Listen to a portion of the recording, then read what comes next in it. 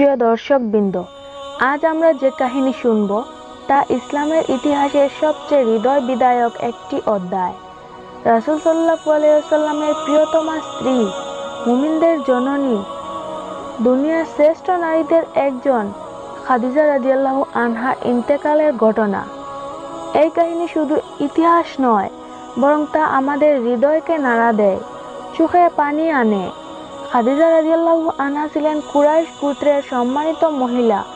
তিনি ছিলেন ধনী, জ্ঞানী এবং অতুলনীয় চরিত্রের অধিকারী।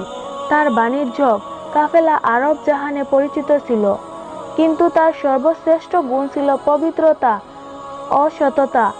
এজন্য তাকে বলা হতো আতু তাহিরা, অর্থাৎ পবিত্রতা। যখন তিনি রাসূল সাল্লাল্লাহু আলাইহি ওয়াসাল্লামের সততা, সত্যবাদিতা ও বিশ্বস্ততার কথা শুনলেন, তখন নিজের ব্যবসায় তাকে নিয়োগ দিলেন।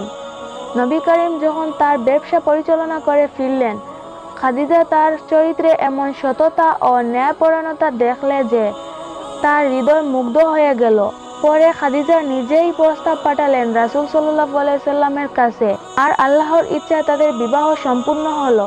রাসূল সাল্লাল্লাহু আলাইহি ওয়াসাল্লামের বয়স তখন 25 বছর, আর খাদিজা রাদিয়াল্লাহু আনহার বয়স ছিল 40। যদিও বয়সের ফারাক ছিল, কিন্তু তাদের সংসার ছিল প্রেম, সম্মান ও মায়ায় ভরা। সাল্লাল্লাহু আলাইহি ওয়াসাল্লামের নবুয়ত প্রাপ্তির আগেই খাদিজা তাকে সর্বদা সাপোর্ট দিতেন, আর নবুয়ত পাওয়ার পর তো তিনি হয়েছিলেন সর্বপ্রথম ঈমানদার নারী। যখন হেরা গুহার ওহী নাজিল হলো, নবীজির শরীর কেঁপে উঠল, তিনি ভয় পেলেন। তখন তিনি দৌড়ে এলেন খাদিজার কাছে, বললেন, আমাকে কম্বল দিয়ে ঢেকে দাও, আমি ভয় পাচ্ছি। তখন খাদিজা তাকে জড়িয়ে ধরলেন, সান্ত্বনা দিলেন। তিনি বললেন, আল্লাহ কখনো আপনাকে অপমান করবেন না। আপনি তো আত্মীয়তার সম্পর্ক রক্ষা করেন, গরিব দুঃখীদের সাহায্য করেন, মেহমানদারি করেন, সততার পক্ষে দাঁড়ান। এই সান্ত্বনা দানকারিণী, প্রথম ঈমান গ্রহণকারিণী, নবীজির দুঃখে সুখে সবচেয়ে বড় আশ্রয়দাত্রী ছিলেন খাদিজা। প্রিয় দর্শক, নবুয়তের শুরুতে মুসলমানরা ভীষণ কষ্ট পেয়েছে। কাফেররা গালাগালি, নির্যাতন, সামাজিক বয়কট সবকিছু করত।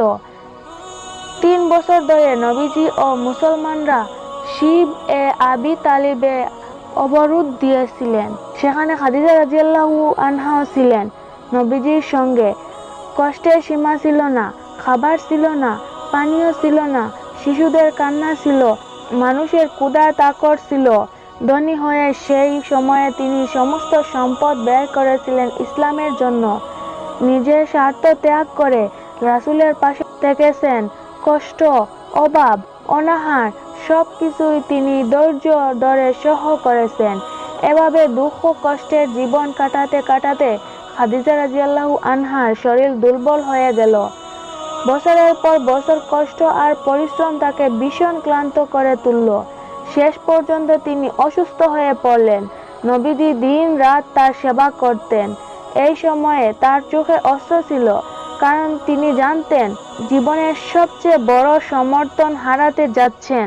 অবশেষে সেই দিন এলো যখন খাদিজা তার জীবনের শেষ সময় পার করেছেন। নবী করিম তার পাশে বসে আছেন, স্নেহের হাত বুলিয়ে দিচ্ছেন। ফাতিমা রাদিয়াল্লাহু আনহা তখন ছোট ছিলেন, তিনিও মায়ের পাশে কাঁদছিলেন। খাদিজা বললেন, হে আল্লাহর রাসূল, আমি আমার জীবন আপনাকে উৎসর্গ করেছি। আমার সম্পদ, আমার সব কিছু ইসলামের জন্য খরচ করেছি। আমি খুশি, কারণ আমি আপনাকে পেয়েছি। নবীজি কেঁদে উঠলেন, তার চোখ বেজে গেল।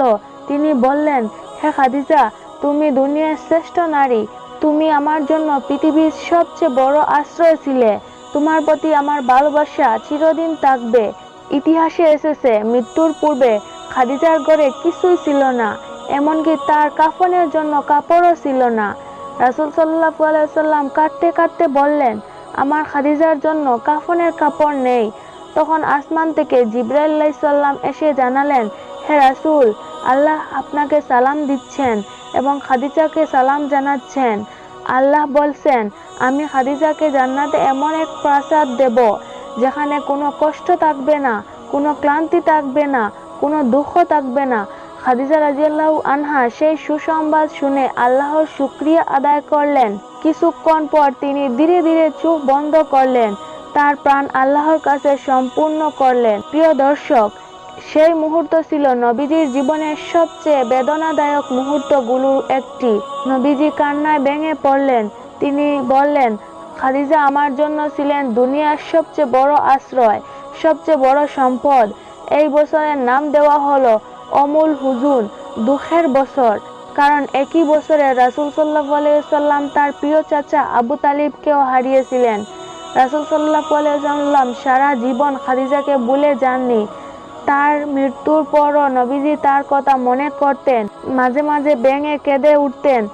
যখনই ভেড়া জবাই করতেন, তখন খাদিজার বান্ধবীদের জন্য মাংস পাঠিয়ে দিতেন। তিনি বলতেন, খাদিজাকে আমি ভুলতে পারিনি, তার ভালোবাসা আমার হৃদয় বয়ে গেছে। প্রিয় দর্শক, এই কাহিনী আমাদের শেখায় যে একজন স্বামী স্ত্রীর মধ্যে ভালোবাসা, ত্যাগ আর সহযোগিতার সম্পর্ক কেমন হওয়া উচিত। খাদিজা রাদিয়াল্লাহু আনহা ছিলেন ধনী, অথচ তিনি সব সম্পদ আল্লাহর পথে বিলিয়ে দিয়েছেন। তিনি স্বামীকে সম্মান করেছেন, সমর্থন করেছেন, তার জন্য দুঃখকে আনন্দে রূপান্তর করেছেন। এই কারণেই তিনি জান্নাতের শ্রেষ্ঠ নারীদের একজন। রাসূল সাল্লাল্লাহু আলাইহি ওয়াসাল্লাম বলেছেন, দুনিয়ার শ্রেষ্ঠ নারীরা হলো মুসার মা আসিয়া, ঈসার মা মরিয়ম, ফেরাউনের স্ত্রী আসিয়া এবং খাদিজা। খাদিজার ইন্তেকালের এই কাহিনী শুনলে চোখে পানি আসে, কারণ তিনি ছিলেন ইসলামের প্রথম দিকের সবচেয়ে বড় সমর্থন। তার মৃত্যু ছিল নবীজির জীবনের এক অমূল্য ক্ষতি। আসুন আমরা তার জীবন থেকে শিক্ষা গ্রহণ করি। দুনিয়ার সম্পদ নয়, বরং আল্লাহর সন্তুষ্টি আসল। স্বামী স্ত্রীর সম্পর্ক ভালোবাসা ও সহযোগিতার উপর প্রতিষ্ঠিত হওয়া উচিত। তবুও আল্লাহ তার জন্য জান্নাতে প্রাসাদ তৈরি করেছেন। দুনিয়ার কষ্টকে ধৈর্যের সাথে সহ্য করলে আল্লাহর কাছে তার বিনিময় অসীম।